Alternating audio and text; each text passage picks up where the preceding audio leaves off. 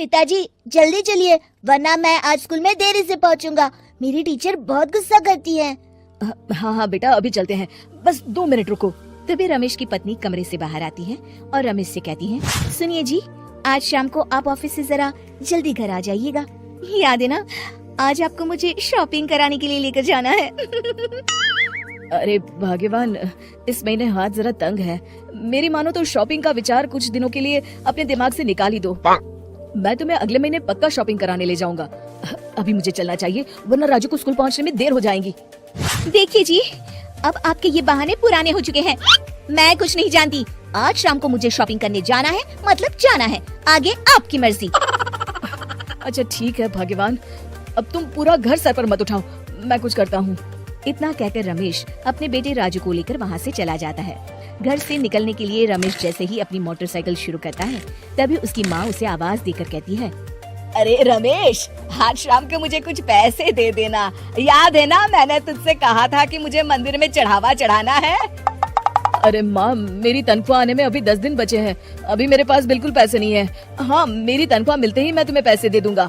रमेश की माँ चिढ़कर कहती है, अरे तेरा दिमाग तो खराब नहीं हो गया? मैंने तेरे भरोसे मंदिर के पुजारी जी से वादा कर दिया है और तू कह रहा है कि पैसे नहीं है। अब मैं पुजारी जी को क्या जवाब दूंगी?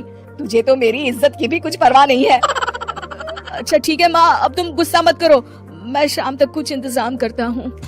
इतना कहकर रमेश वहाँ से चला जाता है। फिर दोपहर को जब रमेश अपने दफ्तर में बैठा होता है, तब उसे अपनी पत्नी और माँ की बातें याद आती हैं। रमेश अपने दफ्तर के एक साथी मोहन से कुछ रुपए उधार मांगता है। अरे भाई मोहन, मेरा एक छोटा सा काम कर दो, मुझे कुछ रुपयों की सख्त जरूरत है। मुझे कुछ दिनों के लिए क्या तुम रुपए उधार दे सकते हो? अरे रमेश भाई, मैं तुम्हें पैसे उधार तो दे सकता हूँ, लेकिन मुझे वक्त पर पैसे लौटा देना। वैसे भी मेरा मानना है कि दोस्ती यारी में कभी पैसों का व्यवहार नहीं करना चाहिए। ये कहावत तो तुमने सुनी ही होगी कि उधार प्रेम की कैंची है। मैं नहीं चाहता कि पैसों को लेकर हमारा रिश्ता खराब हो। अरे मोहन, तुम बिल्कुल चिंता मत करो, मैं तुम्हारे पैसे वक्त पर लौटा दूंगा। फिर मोहन रमेश को पैसे दे देता है। शाम को घर आकर रमेश कुछ पैसे अपनी माँ को देता है और साथ ही अपनी पत्नी को भी शॉपिंग कराने बाजार लेकर जाता है। रमेश की पत्नी और उसकी माँ का स्वभाव जरूरत से ज्यादा खर्चीला होने के कारण दोनों हमेशा बेवजह पैसे खर्च करती हैं। फिर एक दिन, सुनिए जी, अगले हफ्ते हमने छुट्टियों में कहीं बाहर जाने का प्लान बनाया था। आपने पैसों का इंतजाम कर लिया ना? अरे अभी कहाँ, अभी तो मेरे पास बिल्कुल पैसे नहीं है, हम कभी और चले जाएंगे। देखिए जी, मैंने सभी सहेलियों से कह दिया है कि मैं बाहर घूमने जा रही हूँ। अगर मैं नहीं गई तो सब मुझ पर हंसेंगी। आप कहीं से भी पैसों का इंतजाम कीजिए जी। इतना कहकर रमेश की पत्नी वहाँ से चली जाती है। वहीं दूसरी तरफ रमेश की माँ भी तीर्थ यात्रा जाने की जिद करती है और रमेश से पैसे मांगती है। फिर अगले दिन रमेश एक सेठ से पैसे उधार लेकर अपनी पत्नी और बेटे को घुमाने ले जाता है और अपनी माँ को भी तीर्थ यात्रा पर भेज देता है। लेकिन जैसे ही रमेश अपनी छुट्टियां बिताकर वापस आता है, कर्जदार उसका जीना मुश्किल कर देते हैं। इतना ज्यादा कर्ज एक साथ अपने ऊपर देख रमेश काफी परेशान रहने लगता है।